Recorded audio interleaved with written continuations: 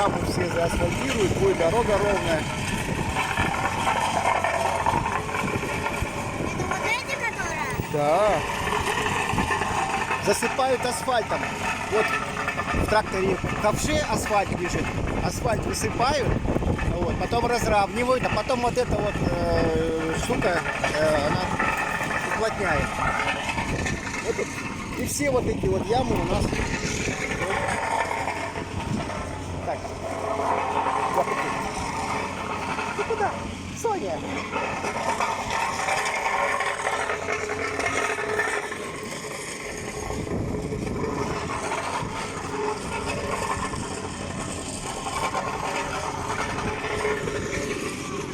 Оу!